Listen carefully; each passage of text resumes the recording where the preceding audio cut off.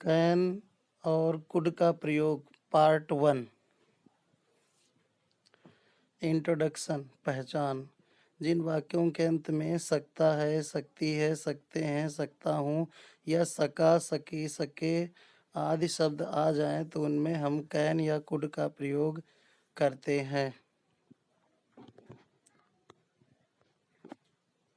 Rule of making sentences, वाक्य बनाने के नियम।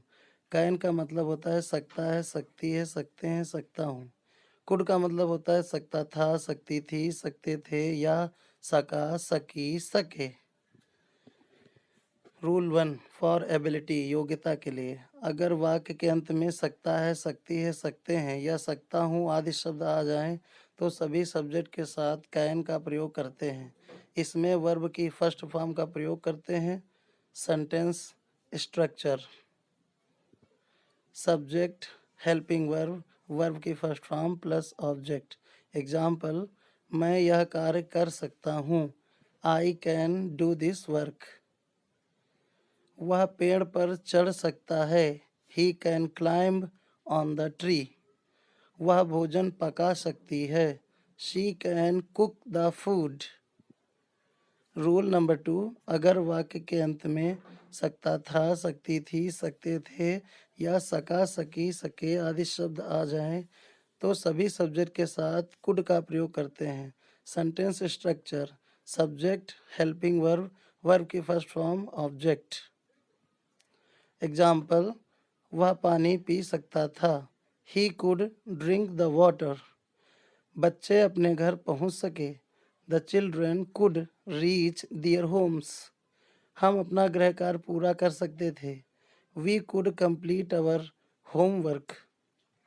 रूल अगला निगेटिव सेंटेंस, अगर वाक्य में नहीं शब्द आ जाए तो नहीं की अंग्रेजी हेल्पिंग वर्ब के बाद में लिखते हैं। कभी नहीं के लिए नेवर का प्रयोग करते हैं।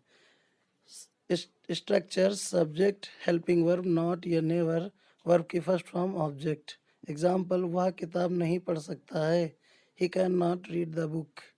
तुम फल नहीं खा सके, you could not eat the fruit. वह मैच नहीं खेल सकता है, he can never play the match.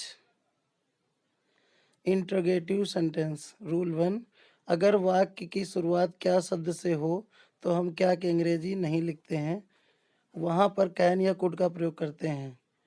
Sentence structure, helping verb, subject, verb के फर्स्ट फॉर्म ऑब्जेक्ट। एग्जाम्पल, क्या वह पुस्तक पढ़ सकता है, can he read the book.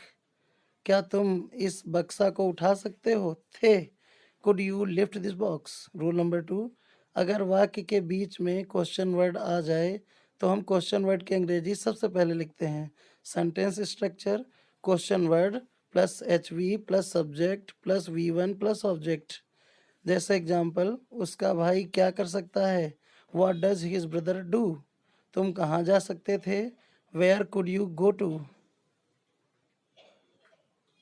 Rule number 3, अगर वाक्य में कौन शब्द आ जाए तो उसकी अंग्रेजी हम सबसे पहले लिखते हैं।